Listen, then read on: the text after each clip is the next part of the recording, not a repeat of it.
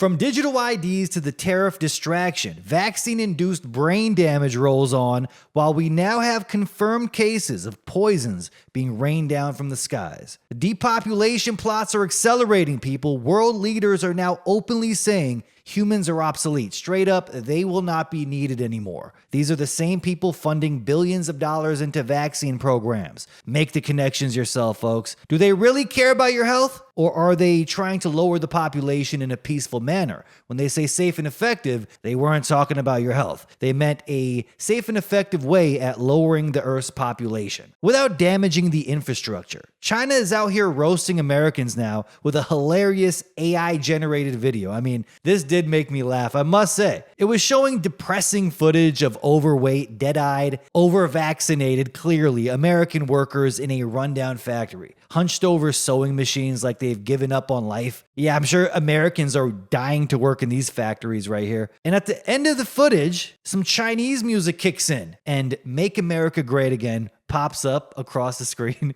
Even Trump supporters were in the comments of this one laughing. I mean, you gotta admit there's some truth behind this. America's big plan to punish China just accelerated its own self-destruction. Trump's still pushing this fantasy about reviving US manufacturing. Then China retaliated with 125% tariffs in response to America's 145%. Unbelievable. The theatrics are just getting ridiculous.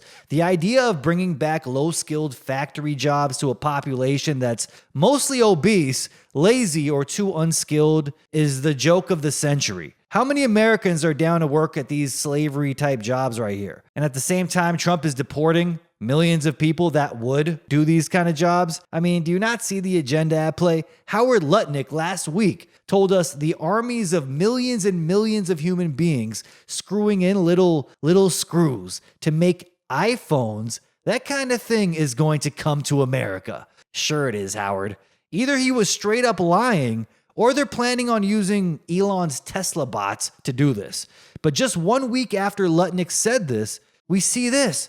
The very electronics America depends on, phones, semiconductors, flat screens, are exempt now from Trump's tariffs. So how hilarious is that? The same stuff they're going to use for biometric tracking and social credit scores and everything app. No, those things they still need, okay? The tariffs will not be implemented for those things. So is this tough guy economics or just political theater? It's starting to feel more like the fake assassination psyop, okay? A staged event to crown Trump as the alpha nationalist while quietly slipping globalist policies through the back door. Trump's team is now pushing real ID because, nothing says freedom like biometric checkpoints and a federally controlled surveillance database, conveniently rebranded as airport security. But real ID isn't new. It was cooked up back in 2005, right after 9/11. It was sold to the public as a security measure. Went right alongside the Patriot Act. Isn't that crazy? Larry Ellison, CEO of Oracle, mentioned an idea about a national digital ID around the exact same time. So whose plan is this really? In reality, back then it was a soft rollout of a digital control grid. It's a federally standardized ID issued by your state, but dictated by federal law, embedding personal data in a machine-readable format, ready to be scanned, tracked, and eventually integrated into whatever digital leash they roll out with next. I'm sure it will be connected to Elon's Everything app soon. And here's where it gets even more twisted. It doesn't even confirm you're a US citizen. According to Homeland Security itself, the Real ID proves your identity and lawful presence, but contains no field that says citizen. It can be issued to non-citizens as long as they prove they're legally present. So the government is demanding a high security ID to access planes, trains, and federal buildings, but it won't even tell you who's a citizen and who's not. So this idea that, it will eventually be used for voter ID is the new MAGA 5G chess they're trying to pull out. Total nonsense. This is not about safety. It's just more control. If this was just about flying, why give the Secretary of Homeland Security the power to unilaterally expand the ID's requirements without any vote, any oversight, any public debate? That's exactly what Ron Paul warned about years ago. He exposed the Real ID Act for what it is, a national ID system in everything but name. And calling it voluntary is a joke, because if your state refuses to comply, your residents become second-class citizens. They won't be able to fly, can't enter federal buildings, can't access key services. In the eyes of the federal government, they no longer exist. And this is just phase one. The next phase is already obvious to anyone paying attention. Once the public gets used to carrying papers, it'll all go digital. And when it does, your access will be dictated by behavior, just like vaccine passports, just like the social credit system they want to roll out. They want to freeze your bank account if you protest, block your access if you don't comply. This isn't a conspiracy theory, folks. It's historical precedent. Ask the Canadian truckers. This isn't about stopping terrorism. It's about making sure the entire population is plugged into a system where your identity, your movement, your finances, and your very existence can be revoked with a push of a button. No, Real ID doesn't hold your vaccine records yet, or so they say, but it's the scaffolding, the foundation, the beta test. The final product will be a seamless system where everything about you is synced, scored, and scanned on demand. It's not about building prisons anymore. It's about making the entire world a digital prison, and your ID card is the ankle monitor. And if you're in the States and you've updated your driver's license anytime in the last decade, guess what? You probably already have it. It was a silent rollout. Just surveillance slipped into your wallet while you were distracted with TikToks and tariffs. Funny, isn't it? The whole plan was born during the Bush era. And now Trump's the one enforcing the deadline? I wonder why they needed him for that. Different puppet, same play. Look at what people are saying, the MAGA crowd, over this Real ID. Guaranteed if Biden enforced this deadline, what do you think Trump supporters would be saying right now? Or Kamala Harris? This is why they needed Trump in office. The golden age of surveillance is here. Now, why Trump? Why was he chosen to enforce the deadline on a plan that's been sitting around since the Bush era? Because he was the perfect front man to sell it. Wrap it up in a flag, nationalism, slap a bald eagle on it, and suddenly the most anti-government crowd on earth will line up to get federally tracked. And while they're cheering on strong borders and secure IDs, the real global agenda is being implemented across every nation, without question, without debate. Take this headline from Wired, published in December 2024. The paper passport is dying. They admit openly that smartphones and facial recognition are replacing traditional documents, creating a new kind of digital travel credential. And even though it raises major privacy concerns, they're still moving forward. Everywhere, countries around the world are acting in unison as if they're all working together on some kind of script here. Phasing out physical IDs, replacing them with biometric surveillance tied to your phone, your behavior, and your access to life itself, the final ID solution. And Canada is no different. The illusion of choice is alive and well here. We've got two opponents in quotes, running for prime minister. Mark Carney, WEF banker puppet, and Pierre Poilievre. Yeah, they're both working on the same plan, working in lockstep when it comes to the real agenda. Okay? Both support or refuse to challenge the same core policies. The Paris Agreement, Bill C-4 criminalizing speech about transitioning minors, putting anti-Semites in prison. They want all of this, folks. The MAID program for state-sanctioned death, late-term abortions, endless war, mass immigration, and demographic replacement. The hiring of foreign doctors and nurses, massive home building to accommodate this 100 million new immigrant plan they have, mRNA compliance, totally on board with the vaccine death shot agenda, and of course, digital ID legislation like Bill S210, okay? Different branding, same results. No matter who wins, the agenda keeps going. It's almost as if these countries, supposedly rivals with unique cultures and ideologies, are all implementing the exact same systems at the exact same time, using eerily similar language. None of these countries are democratic anymore. It's global coordination, and all of our leaders sold out to globalist organizations. And when every major party in every major country is pushing the same dystopian solutions, you're not being governed, you're being managed. The golden age of surveillance is here, folks. Congressman Thomas Massey even called it out, tweeting, "Real ID isn't needed and won't stop terrorists from hijacking planes. It's primarily a tool for control of Americans. Trump shouldn't enforce it." Yeah, good luck with that, Tom. Trump's already planning to book him a one-way flight to Gitmo. Now, Tommy Lauren did ask the question on X, "Can someone please explain to me the controversy over the Real ID? Am I missing something?" To which a extremely handsome and smart man replied to her, as seen here, "It's a federally standardized ID that overrides state sovereignty and creates a centralized database of scannable citizens. It's not a digital ID yet, but it's the infrastructure for one.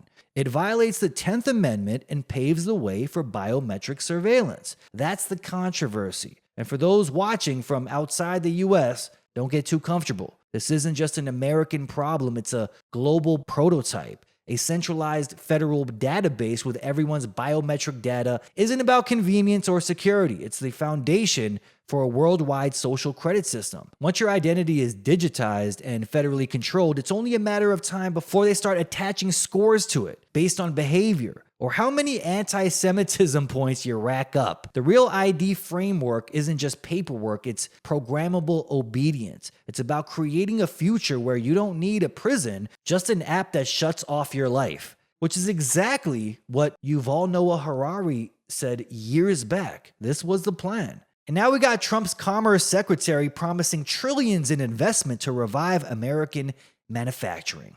Yeah, just ignore the part where he admits most of the jobs will be done by robots, okay? While America pretends to bring jobs back, China's out here building the same robot army. So different flags, same agenda. I don't know what exactly these tariffs are meant to do, but either way, I think they will accelerate the transhumanist agenda for both China and America, which is exactly what they wanted. I was watching a video recently on YouTube about this. Entire factories are now shutting down. Entire grocery stores stripped bare. There's nothing in them. And I was thinking, why is China doing this? I mean, clearly they have an agenda. They want something out of this. And at the same time, they're saying their workers are about to be replaced with robots. I think around the world they have a plan to depopulate because they really want robots to replace most people. But China can do it in a more grotesque, barbaric fashion. America and a lot of Western nations want you to vaccinate yourselves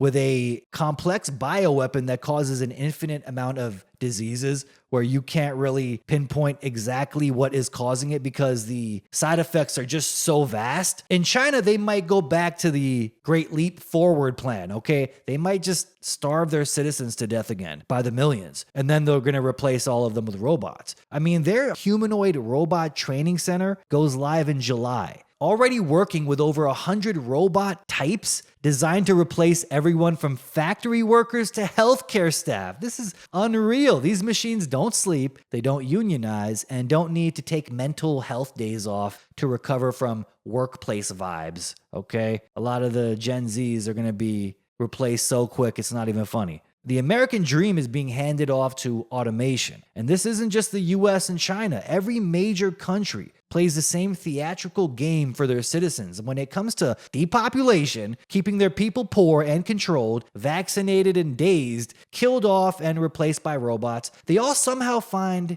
common ground, okay? They all follow the same script. It's uncanny. While China is replacing its workers with robots, Elon and Bill Gates are out here saying the exact same thing, that humans are no longer needed. It's a worldwide agenda. It's coordinated, and it's not by accident. And the end game goal being the agenda was never to rebuild the economy. It's to restructure society without people. And now RFK, who's been shouting from the rooftops for years about how vaccines cause autism, is now saying his team will know for sure by September if there's a link. Really? September? He's been unwavering in his stance for decades, but now that he's teaming up with the father of the vax, the message turns into wait and see. How many more newborns have to be injured in the next 4 months while they pretend to figure it out? Why the delay? Unless the goal is to poison as many people before the curtain drops. This isn't science. Check out what it says here on the CDC website about autism. Some parents might be worried because autism just coincidentally pops up the same time kids get their MMR shot. So a lot of people might be making the connections here, but they have nothing to do with one another. I mean, the gaslighting is insane. This is institutional gaslighting dressed in a lab coat. Your child changes overnight after the shot, and the same people who profit off brain damage just call it a coincidence. That's the Luciferian blueprint, okay? They reveal the truth only after the ritual is complete and the victims are too broken to care. So just because the child got an MMR shot and developed autism right after, trust them, okay? Trust the science. It wasn't the MMR shot.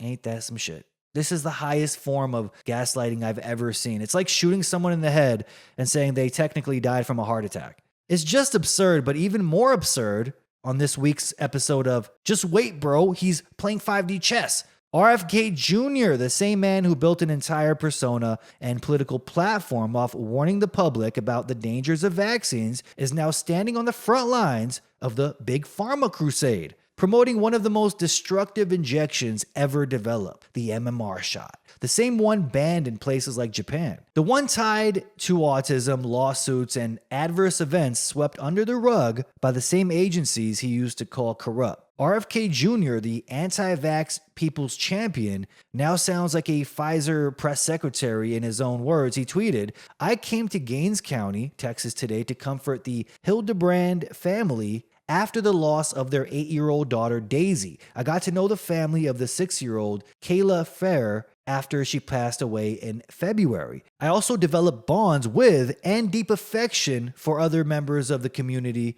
during that difficult time. My intention was to come down here quietly to console the families and to be with the community in their moment of grief." I mean, that sounds pretty noble, right? And then the mask slips and the messaging goes full pharmaceutical. "I am also here to support Texas health officials and to learn how our HHS agencies can better partner with them to control the measles outbreak. I deployed a CDC team to bolster local and state capacity, supply pharmacies and Texas-run clinics with the much-needed MMR vaccine and other medicines. The most effective way to prevent the spread of measles is the MMR vaccine." And just like that, RFK's evolution is complete. From do not vaccinate your children to deploy the CDC and load up the kids with MMR shots in less than a year. Let's not forget, just a few months ago, when he was asked directly whether he'd give his children the MMR vaccine, he responded bluntly, "No, absolutely not. The MMR vaccine is dangerous and has caused more deaths than measles." But apparently now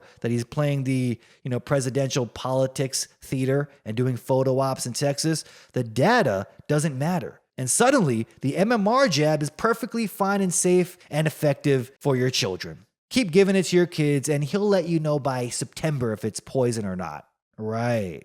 What do you think happens in September? Trump was talking to RFK around that meeting, and he said that's going to be the biggest conference in the world if you find a connection here. What are the chances they say there is no connection in September? I would be blown away if that were the case. I would absolutely be shocked and come on here and start flaming them for that. But come on, clearly there is a connection here. Donald Trump himself said, how could it go from 1 in 30,000 in the 80s to now it's 1 in 30?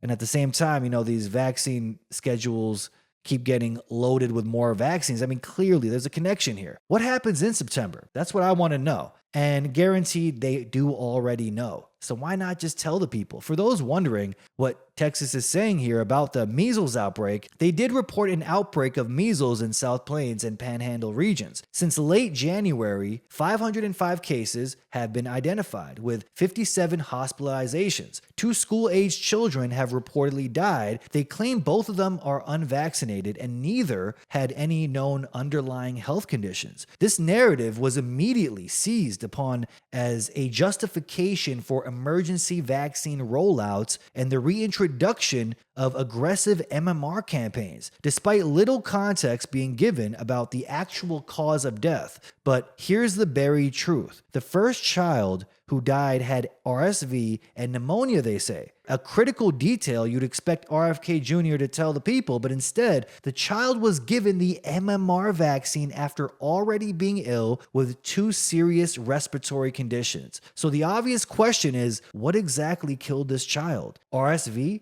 Pneumonia? The MMR vaccine? Or the perfect storm of all 3? Because the data says it almost certainly wasn't measles alone. Now compare the contrast here between the RFK of now to the one just a few weeks ago, who was publicly pushing vitamin A as a powerful natural intervention for measles, a recommendation even the CDC quietly endorsed. So why the sudden flip here? He went from MMR is dangerous to MMR is the only effective way to stop measles? I mean, could it be a masterful move in the 5D chess that I'm just not smart enough to understand? Or standard controlled opposition 101? Or maybe this was the plan all along. Build trust with the skeptical public, then walk them right into the arms of the very machine he pretended to fight. Starting to make sense here why you own stock in CRISPR. Now let's go over this one right here. I cannot tell people enough how dangerous the MMR is.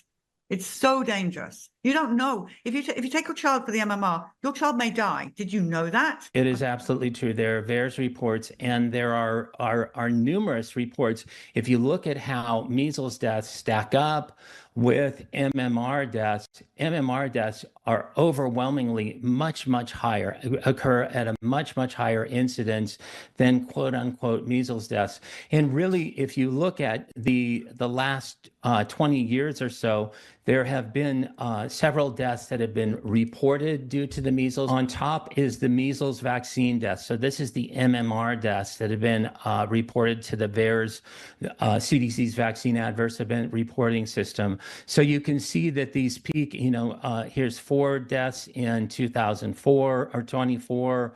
And then another 4 deaths in 2021, 7 deaths in 2020. And then you look at the actual measles deaths. These are purported to the measles. They have not been confirmed to the measles.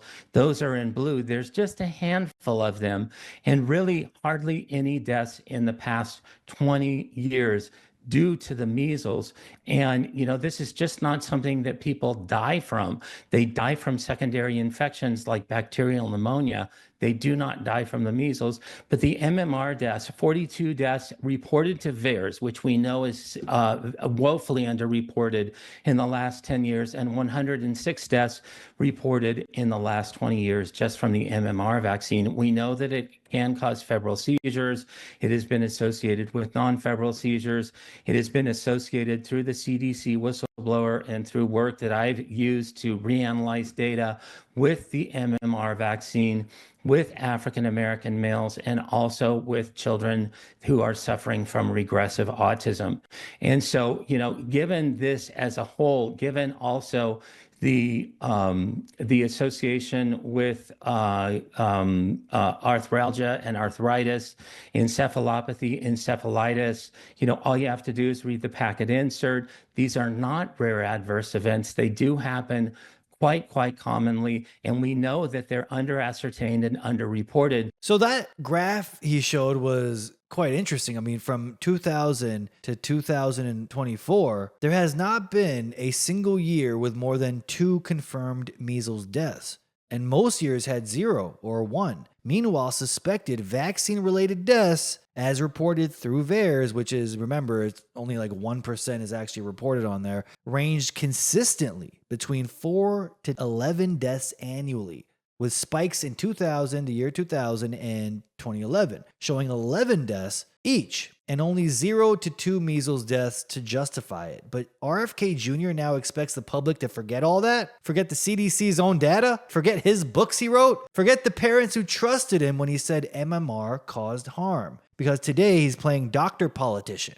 deploying CDC strike teams, coordinating with Governor Abbott, flooding clinics with MMR doses, and repeating the same line as every bought and paid for health bureaucrat before him. The most effective way to prevent measles is the MMR vaccine. And just like that, the great anti-vax hero goes from rebel to big pharma regulator. So the next time someone tells you, just wait bro, he's playing 5D chess, maybe ask how many moves does it actually take to realize you're being played. According to the Vigilant Fox on X2, it says the first child didn't even die of measles. The actual cause was pneumonia and possibly a fatal medical error. She was reportedly sick, given the MMR shot while already compromised, and then passed away. But that didn't stop the media from twisting it into another unvaccinated child dies from measles scare headline. Now ask yourself why. Why spin a pneumonia death into a measles headline unless the goal is to inject more fear and more MMR? And it's not just the first child, the second child's death as well. Even the Department of Health and Human Services says the cause is unknown. That's what it says in the article. Written in black and white here on a New York Post article, the exact cause of death is unknown at this time. And yet, they're calling it a measles death anyway, because narrative matters way more than facts. And now, as predicted, they're ramping up the fear, because standard divide and conquer always helps them reach their goals of total government control and government overreach. They want to turn parents against each other, and it's working. Just scroll social media. Vaccinated parents are losing their minds over unvaccinated kids, screaming they're putting everyone at risk. Wrap your head around that level of stupid right there. I vaccinated my kid to protect them, but now your unvaccinated kid is a threat to mine because the vaccine I gave doesn't work unless you take it too. Absolute clown world logic, but we're being gaslit into tribal warfare, and they're using dead kids and bad science to do it. RFK, the guy who used to fight this stuff, is now giving it a fresh coat of credibility and pretending it's public health. Orchestrated chaos is what it is. It's deception dressed as compassion, and it's coming from the very mouthpieces who told us to trust the science, right before injecting fear, division, and control straight into the bloodstream of the American psyche. Interesting fact right here. Check this out. Public health authorities should take credit for the decline in measles deaths in America. They should, but they should take credit in the following way. Between the year 1900, this is all on the CDC website, what I'm about to tell you, and the year 1960, 61, 62, the years before the first measles vaccine in America, 1963, the mortality rate for measles declined by over 98%. Wow. Yes, by over 98%. That is, you can just go pull up the mortality data on the CDC website. This is uncontroversial. It's just data, what I just said. Some people get emotional about it, but it's just data. That decline had nothing to do with vaccines. You know how I know? There was no measles vaccine. That's how I know. What caused that decline? I think that in part it's the public health authorities should take a lot of credit for that. Nutrition, sanitation. Better sanitation, clean water, getting sewage running out of the streets, initiatives to make sure that there's natural light. Like, remember all the tenement buildings? Yes. And so that decline, over 98%. You know how many people died in the few years, on average a year before there was the first measles vaccine in 1963, when pockets of this country were still like the developed world? Around 400 Americans a year died. That's 1 in 500,000 Americans died of measles in the years before they were vaccinated. Every death's a tragedy. And measles can still kill people. And there were still pockets of America in the early 60s that were like that. But that declining rate of mortality, it was a trajectory that was ongoing, even when the measles vaccine was introduced in 63. So those 400 deaths, which have now gone down, how much of that is attributable to measles vaccine? How much of it is to the continued efforts of public health agencies? Right? That could be debated forever. We don't need to. But the important point is this. Long way to answer your question is this. When you listen to public health authorities today, they will say to you, measles is what caused the decline. Measles vaccine is what caused the decline in mortality. They never talk about those other things that they did. Really interesting. And it just goes to show, you can't inject people with poison and expect things to go right. Okay, the fact they're trying to brainwash people into believing that they introduced the measles vaccine and suddenly they saved the human species from extinction. It's so absurd. If you ever want to shut someone down that's a pro-vaxxer, in Africa, they had a vaccine-induced polio outbreak. So they made children swallow drops of the polio vaccine, oral polio vaccine, which caused a serious outbreak in polio. Now, what is polio? One of the symptoms is paralysis of the limbs. So, of course, if you inject or swallow poison, it'll cause serious side effects like that. And what do they say? Oh, looks like we need more vaccines here. We got a polio outbreak again. Well, yeah, you're making kids swallow poison. But September is going to be a big month if they do announce to the world that vaccines cause autism. It will be a great thing, I must say, for the sheeples out there that are like 10,000 shots in and think that it's going to save their lives. I mean, to hear that is going to be quite mind-boggling. But how many pro-vaxxers would wake up if RFK came out with all these studies and proof that it absolutely causes autism? There's some brain-dead sheeples out here that will get their kids injected with even more, just to stick it to those right-wing extremist Nazis. You know, this is how brainwashed people are. And just like that, we go from clown world logic to straight-up mass psychosis. Look at these tweets, folks. Blue check hysterical loonies like Brian Krasenstein are out here screaming, get your kids effing vaccinated. Stop being stupid. Do you guys see this over this measles outbreak? Because one child who we now know didn't even die from measles passed away. And right below him, Everestus here is his name, is calling for the arrest of not just the parents, but Governor Abbott for child neglect and abuse. Arrested for not letting the government inject their child with actual poison. Can you believe this? These people aren't just deranged. They're the foot soldiers of a much bigger agenda. This measles psyop isn't about measles. It's about provoking just enough panic that people beg the government to step in and strip irresponsible, in quotes, parents of their rights. It's about shifting the public mindset so dramatically that forced injections and government-controlled parenting don't just seem acceptable, they start to feel like the only way to save the children. And if you think that's a reach, well, let me introduce you to a case right here playing out of British Columbia, Canada. The story of Theo Lim, a 16-month-old with complex medical conditions like Vacterl, VACTERL, and a rare gene anomaly. This poor kid is suffering from this condition, and it's truly heartbreaking. His parents, who successfully raised 3 other healthy kids, simply wanted to try weaning him off the ventilator after seeing with their own eyes that he could breathe on his own. A pediatrician even noted he was smiling and engaged while off the ventilator. Sounds like progress, but nope. Not according to the demonic attending staff at the Children's Hospital, who flipped the story within 24 hours and claimed baby Theo was suddenly in moderate to severe respiratory distress. Then in comes the social worker, not to help the family, not to mediate, but to take over medical decisions without consent. The parents weren't allowed to post videos of their own baby showing signs of improvement. The mother was banned from visitation entirely because she brought in a doctor. Yes, an actual medical professional as an unauthorized visitor, in quotes. And guess what? That visitor happened to be Dr. Daniel Nagase. I'm sure a lot of you heard of him. He was very vocal against the COVID lockdowns and the vaccines. He gave a detailed explanation to the hospital about why the parents' requests were medically sound, which of course didn't matter at all. Not to the demons in charge over here. The staff pediatrician, whose name is redacted by the way, made it very clear. We don't care about parental rights. We don't care if the baby's improving. We're doing it our way. They even pushed for a tracheostomy, a permanent tube installed in the neck without ever giving baby T, aka Theo Lim, a full trial off the ventilator. And who approved that life-altering surgery? Not the parents, the social worker, the non-medical bureaucrat who replaced the family's consent with institutional authority. This is the direction we're headed. If people don't wake up and see what's happening, your kids are going to be taken away from you by the state.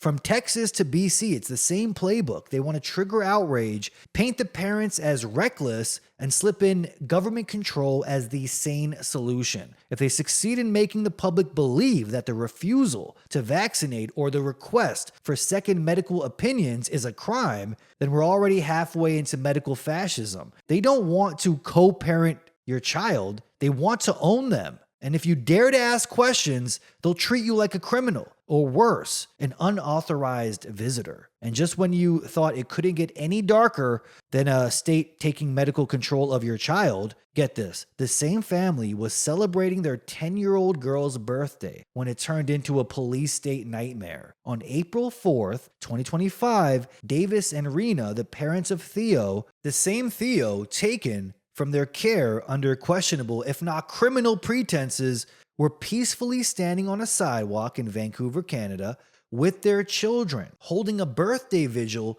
outside of the hospital in hopes of having Theo return to them. Their eldest daughter didn't ask for toys on her birthday. She didn't ask for a cake. Her birthday wish was for her little brother to come home. But what did she get instead? A SWAT-style takedown of her father. 8 cops and 4 police vehicles swarmed the sidewalk like they were busting a terrorist cell. I've seen violent junkies on East Hastings treated better than this. They violently arrested Davis, Theo's father, right in front of his daughters. One of the same daughters, mind you, who had already been assaulted by Vancouver PD during a previous raid. And yes, there's footage of that too. And you can watch here Officer James, in quotes, in the video kicking Davis while he's on the ground. He's caught violently yanking his cuffed wrist back and forth like he's torturing a prisoner of war, all while pretending to do nothing, in quotes. And then you can hear Davis screaming from the pain, his handcuffs being twisted, damn near breaking his wrists. This is pure evil. I've never seen a more peaceful protest in my life, actually. Davis was with his daughters, playing a pink ukulele and singing Bible songs. You can't make this up, all because the state stole his child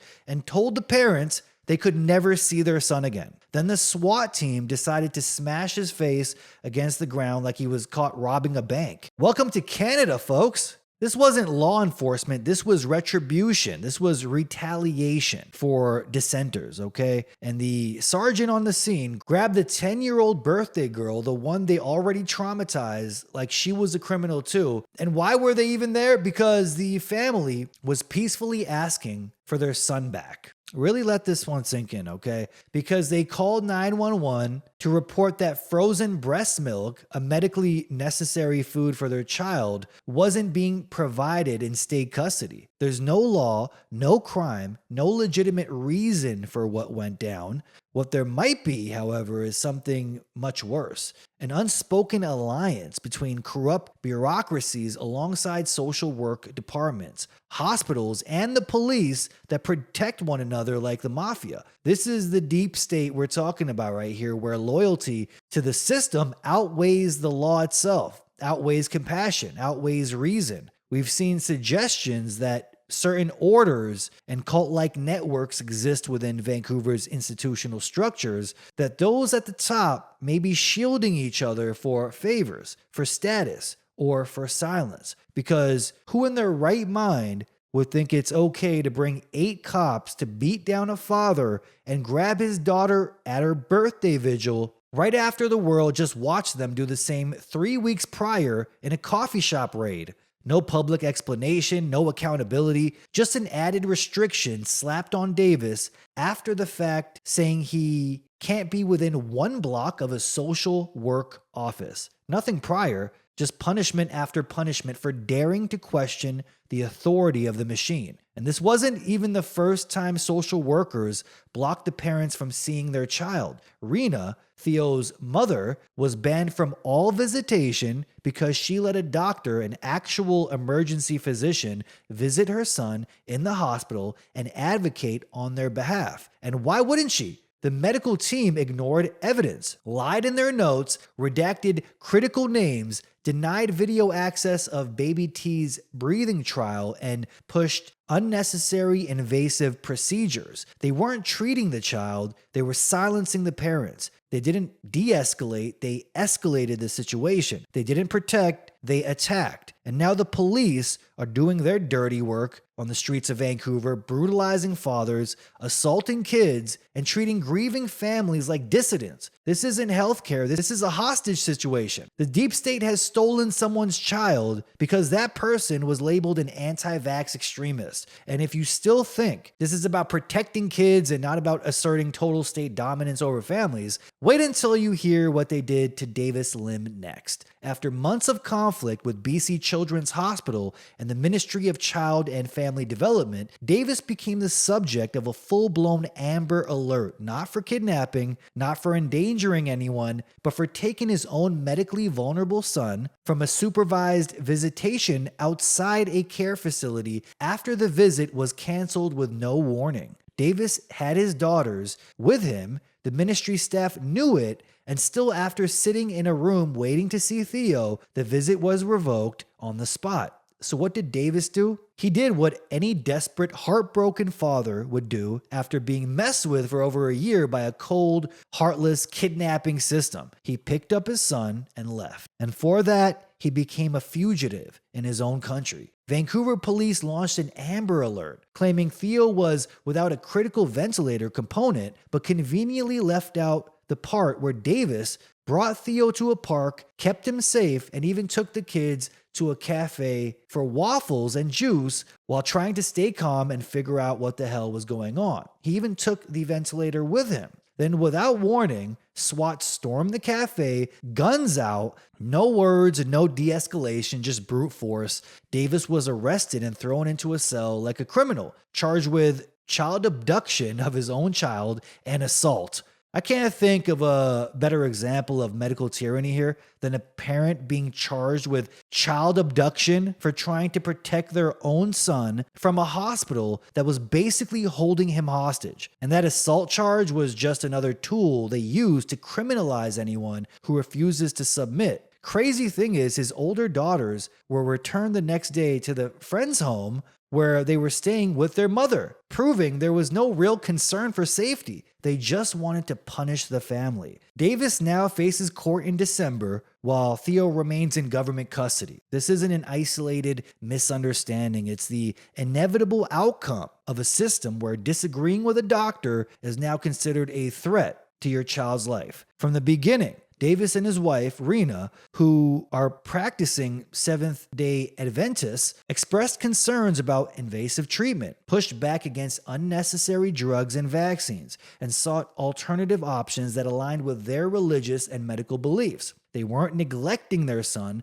They were trying to protect him from the one-size-fits-all protocols that treat unique cases like Theo's with textbook arrogance. And for that, they were stripped of their rights, misled by legal tricks because they made Davis unknowingly sign some kind of crazy document, and he was eventually deemed unfit without due process. Even worse, the tracheostomy procedure Davis fought to delay was pushed through before they even had a chance to appeal, using a ministry custody order that took parental consent off the table entirely. And how did it all start? With a video. A simple 30-minute video Davis filmed showing Theo, his son, smiling, breathing without his mask, engaging like any other child would. Doctors watched it and still claimed Theo was struggling, in quotes, and called in the ministry. Doctors were pissed that the father recorded his own son doing well without a ventilator. I mean, just goes to show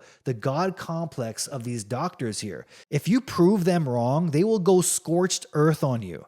No emergency, no crisis, just the deep state punishing parents for daring to disobey. Davis has been fighting back ever since, launching fundraisers, petitions, trying to stay close to Vancouver just to keep some thread of connection to his son. I mean, his family is from Salmon Arm, so it's about 500 kilometers from Vancouver. So he has to sleep in a camper in the parking lot of the medical facility where they hold his son hostage. But this isn't just about one family anymore. It's about the weaponization of healthcare, the criminalization of parental intuition, and the transformation of every hospital into a courtroom where you don't get to speak. According to the ministry, they only remove kids when there's immediate danger and no other options. So apparently filming your child breathing without a machine is now immediate danger. The truth is, they want compliant families, ones that never question, never challenge, and definitely never pull out a phone to record the truth. Davis and Rena weren't dangerous. They were inconvenient. And in this new system,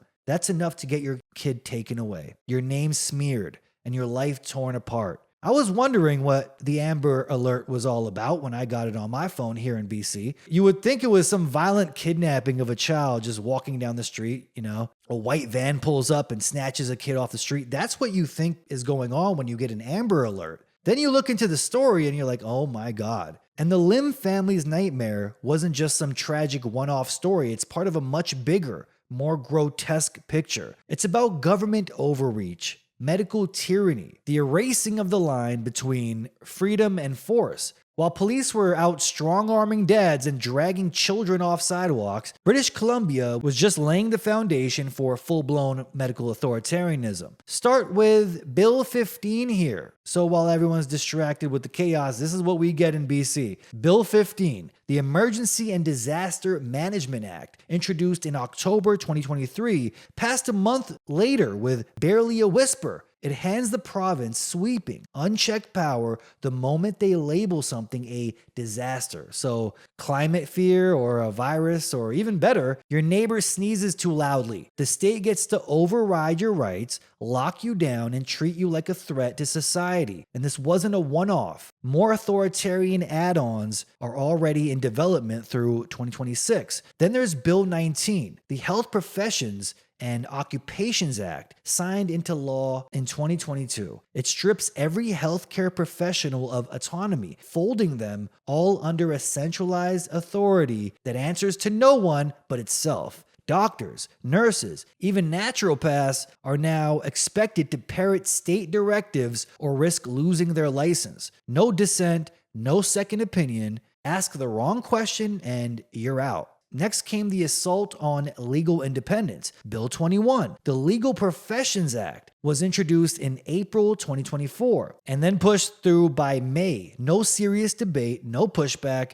It consolidates notaries, paralegals, and lawyers under one government-controlled body. The Law Society of BC is suing, but that's damage control after the fire is already raging. The goal is obvious here: shut down resistance in every professional field that could pose a threat to the regime. This isn't about public safety, it's about total control. Doctors are being silenced. Lawyers are being leashed. Families are being punished. The Constitution has been torched. The Charter of Rights is now optional, and parental rights have been turned into punchlines for bureaucrats in suits. Even lawyers who once laughed at conspiracy theorists are finally waking up, because this isn't normal policy. It's a soft coup, a full-scale bureaucratic takeover wrapped in the language of safety and compassion. Families like Lim's aren't just some outliers here. They're test cases. Their suffering is being used to normalize state-controlled parenting. Children are no longer seen as individuals to protect, but as government property to modify, medicate, and seize when convenient. Theo's story is just the beginning. Anyone who dares challenge the system is next. First, it's a tracheostomy for a sick child against their father's will. Then it's forced custody removal for refusing vaccines. The pattern is already being set here. Parental rights are being buried beneath health etiquettes. Kids are being funneled into a system where over 75 injections are mandatory, and dissenting parents are locked out of medical decisions altogether. This is psychological warfare, redefining obedience as virtue and state violence as compassion. And unless people push back now, what happened to Theo becomes the blueprint for every so-called non-compliant family. This isn't just about one case or one province or just one disease. It's a worldwide warning. When you see headlines screaming, "Measles outbreak caused by the unvaccinated," understand what you're really being shown. A script designed to turn society against anyone who resists, to make people beg the government to seize children from their homes. If they succeed, your neighbors won't just accept it, they'll cheer as your child is ripped from your arms and handed over to the state, all in the name of public health. While the Lims are being brutalized in broad daylight by masked up cops, the real cleanup crew is behind the scenes, using the media they own to bury the truth. It's insane how few people even know about this case that live here in British Columbia, and that's by design. On to another story here. Detective Helen Gruss, a seasoned cop assigned to child death cases, saw something no one wanted to acknowledge. Infants were dying in greater numbers after the COVID vaccine rollout. She looked at the data, noticed the spike in sudden infant death syndrome cases, and had the audacity to investigate. And that's where her real crime began, not the deaths caused by poison death shots. No, a cop's curiosity, okay? She was dragged into a tribunal and declared guilty of discreditable conduct, end quote, because she dared to ask if maybe, just maybe, giving poison death shots to babies and pregnant women might have consequences. The system didn't deny the deaths. It punished the woman who noticed. Her real offense was letting her concern of dead babies get in the way of protecting the pharmaceutical religion. When the evidence pointed toward vaccine injury, she followed the trail, and the state slammed the door in her face, labeled her a rogue actor, and turned her into a warning for anyone else thinking about stepping out of line. The message here is clear: obedience first, truth never, just like they did with Davis Lim, a father whose only crime was believing he had the right to question a ventilator, to film his son breathing, to want a second opinion before state-mandated throat surgery. Now he's got assault charges, court dates, and no access to his own child. Meanwhile, Gruss, a cop trained to investigate child deaths, is being punished for trying to connect the dots that no one else was willing to see. These aren't isolated incidents. Once again, these are coordinated moves in a larger operation, one designed to replace biological parenting with deep state ownership. Parental rights are being erased. Medical consent is now a privilege granted by the state. Health freedom is rebranded as extremism. If you hesitate to inject your kid with 75 doses of liability-free science, you get labeled a terrorist threat. Your child becomes government property who will be re-educated by pediatricians and needle pushers, the same people transitioning children. I mean, Canada has been authoritarian for a while now. The smiling press releases, the word salad by these creeps is insane. CBC News now explaining why it's perfectly normal for your child to disappear into a foster system. You know, it's for their own good. This is about training the next generation to see the state as their parent and to see their real parents as criminals. This isn't a slippery slope anymore. We're already at rock bottom. If dragging parents off sidewalks and disappearing kids into state custody doesn't scream police state, what does? But over in Italy, they've already mastered the blueprint. The case of Enrico Gianini, an ex-airport worker turned geoengineering whistleblower, who's now been sent to a residence for the execution of security measures. I believe it's called REMS, a psychiatric detention facility with a cool acronym, REMS. In reality, it's an old judicial psych ward dressed up as therapeutic justice. His crime wasn't something like murder. Nope, not terrorism either. Get this, he dared to run independent fuel analysis on jet exhaust and found heavy metals like barium, lead, and even uranium in the samples. You heard that right, materials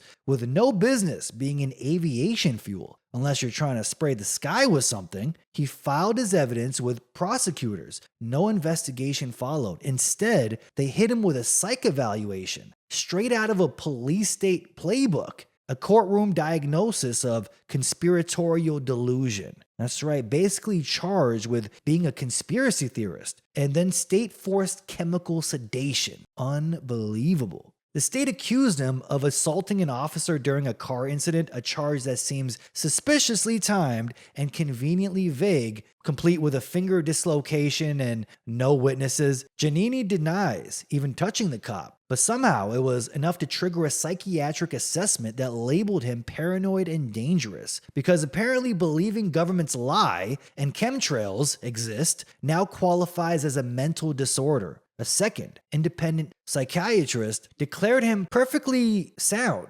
completely lucid, perfectly fine. The court did not care. The REMS did what REMS do: isolate the dissenter, suspend outside contact, remove his access to a phone, drugged him up, all because he dared to question the official narrative. For the first 10 days, he couldn't even speak to his lawyer. His partner was denied visitation for a month, all because he refused to voluntarily swallow the state-prescribed pharmaceuticals. This is what we now call treatment, okay? Politically weaponized psychiatry. Giannini Giannini's real error wasn't the alleged altercation, it was questioning the untouchable geoengineering, a topic the media won't touch with a 10-foot pole unless it's to mock it, even though government documents prove it's a real thing. He dug up too much. He spoke too clearly. He gave the public actual data that they were raining poisons down on the people. And in this clown world where everything is built on perception, that itself made him a threat. Today he sits in a room he can't leave, drugged against his will, his speech reportedly slowed,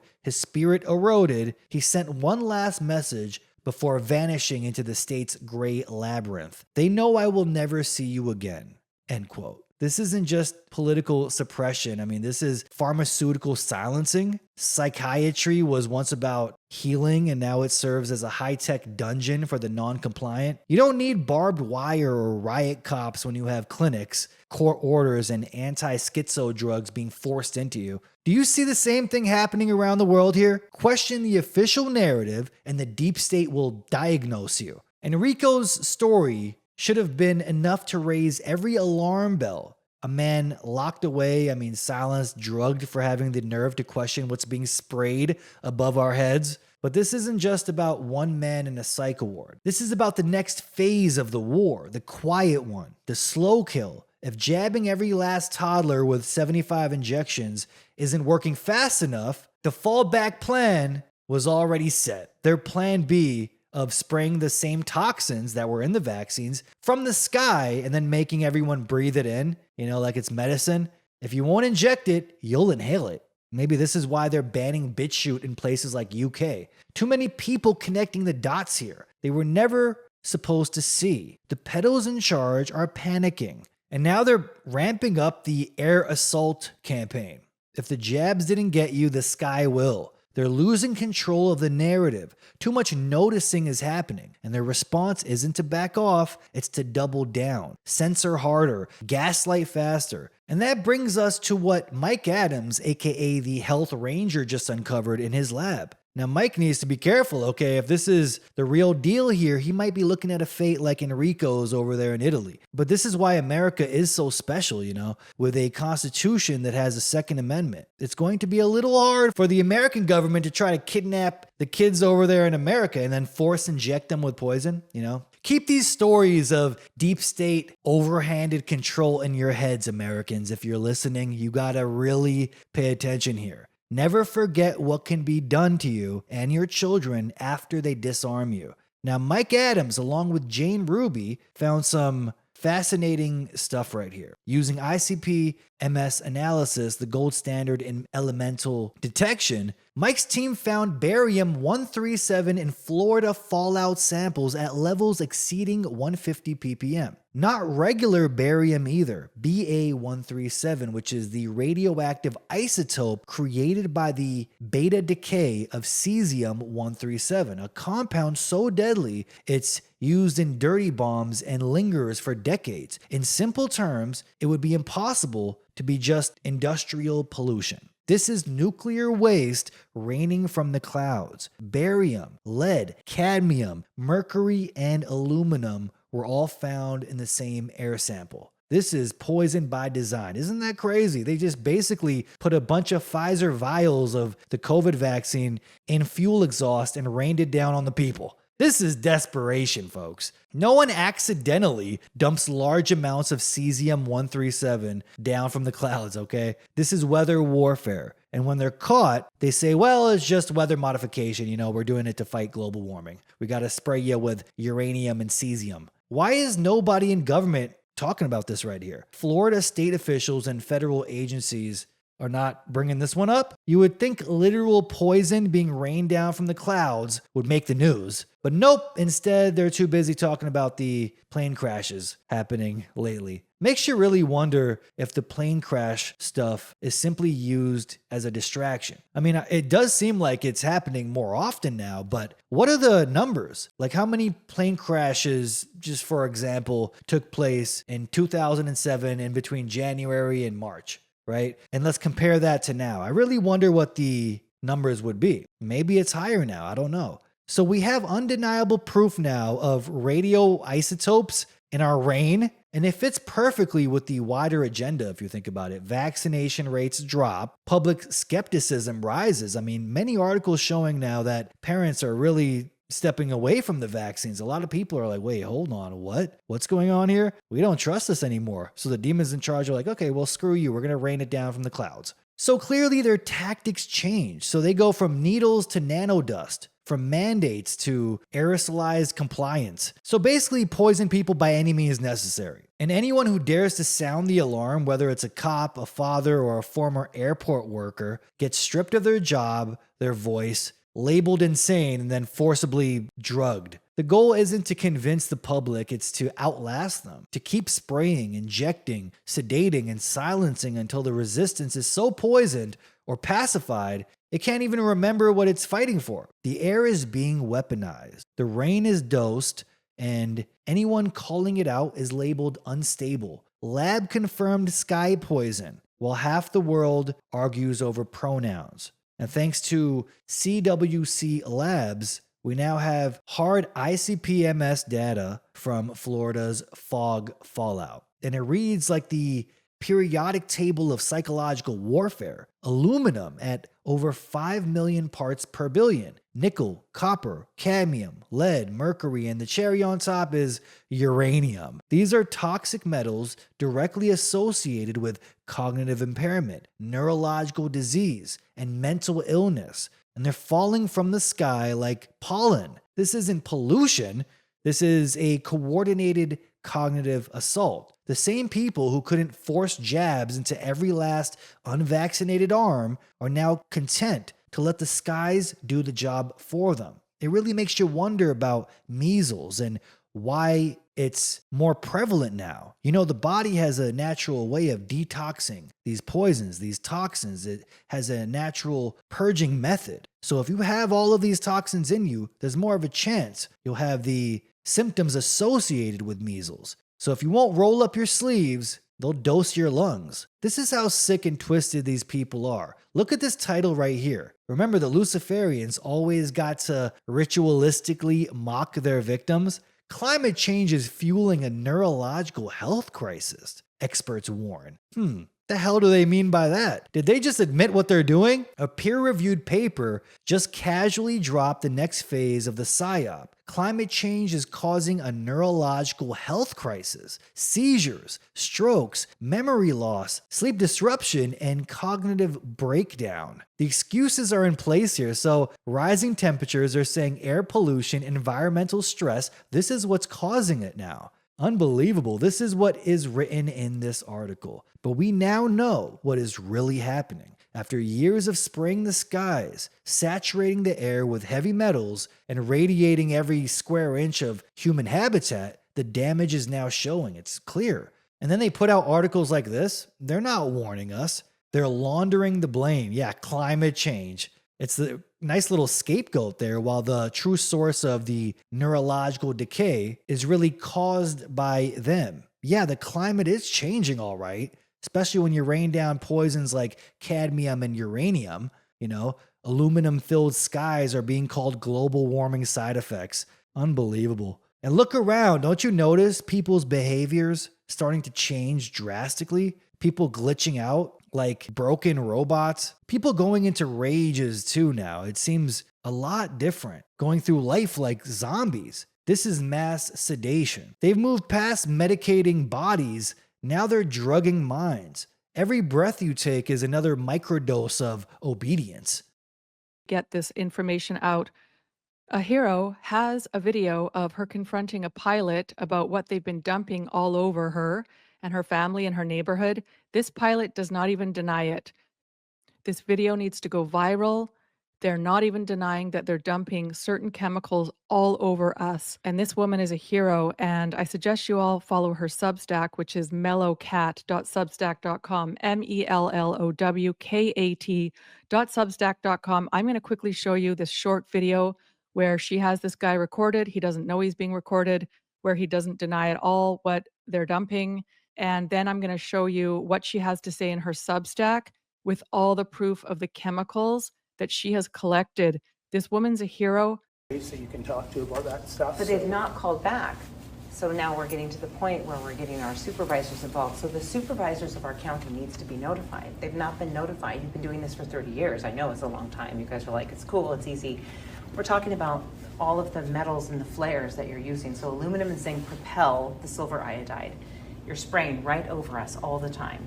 And our plant life is suffering. They are now selling aluminum genetically modified seeds to grow food because our soil is so contaminated.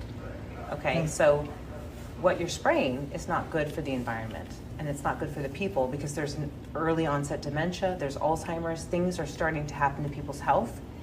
And I really do believe there's a linkage to what we're breathing in the environment every day when you guys spray us in November through April. It's your yearly contract. I'm aware of that too. So I just wanted to meet the pilots and say, you know, where's Jody? I've called Jody, I've talked to, I think Leslie was the other one, Leslie Fisher? No, it's another Fisher. Yeah, Lisa? probably his wife. Okay, But, yeah. yeah, no, that's their responsibility. That's not our I responsibility. understand, yeah. But the money that you're receiving to do this is coming from, is it taxpayers that are paying for this? That's not my department. I want you to be aware. Do you have family? Yeah, I have family. I have family too, I have Yeah. children. So we're outside and we hear your plane over us all the time. So that's what he sounds like over my area. The cloud seeder. He's out there now peppering us with heavy metals. Crazy. I just got home and he's been out there for 2 hours, 45 minutes, maybe 3 hours. So right now, it's safe to say you are breathing in heavy metals. 904DK. That's who that is. Weather Modification International. And I've been tracking this for a long time, and we have tried to get the supervisors involved, and they're clueless. They were not informed. According to the California codes and law, they should have notified our supervisors because you're doing this to benefit TID, okay? Mm-hmm. But it's not. It's happening over, well, it might be, but it's happening over our area, okay? Sonora. Interesting. A woman confronts pilots that are paid. They're, contracted to spray poisons above her town. And, their reaction is always, yeah, so what? We're just getting paid. It's better for the environment, just wild stuff. So actual proof that this is taking place here. And over in Italy, they're literally throwing people in psych wards and then force drugging them if they bring it up. Worldwide agenda, people, from here in Canada to the States, all the way to Australia. We're being bombarded with a cocktail of chemicals from on high. Those white vapor trails in the sky left by aircraft are government weather modification cover-up, and in the process we're all being slowly poisoned. Chemtrails are happening, and that they are for climate engineering. We have NASA satellite imagery like that, which you're showing right now, that clearly no one needs to know anything about meteorology to see that there's very unnatural patterns in those cloud formations, in fact, patterns that nature cannot make. In addition to our testing of precipitation, the climate engineering components in the precipitation, aluminum, barium, strontium, polymer fibers, using a flying laboratory that NOAA, National Oceanic and Atmospheric Administration, also uses, and we have just confirmed the same climate engineering elements that were emitted from aircraft in a layer that we flew through. We have film footage of these aircraft at altitude turning on and off. You can't turn condensation on and off with the nozzles visible. As you see in that particular image you're showing now, you can see the nozzles on the wings. We have up-close photographs as well. If people don't believe what they see with their own eyes, I think there's not much we can show them. Okay, that's where I'm going to leave it, folks. This is getting long here. If you like what I do here, if you want to support the channel, links are in the description. 4 ways to do so. Purchase the Eyes Wide Open coffee, or great organic coffee from Gustavus, Alaska. My favorite. Send me mail. P.O. boxes in the description. Crypto people, wallets are in the description.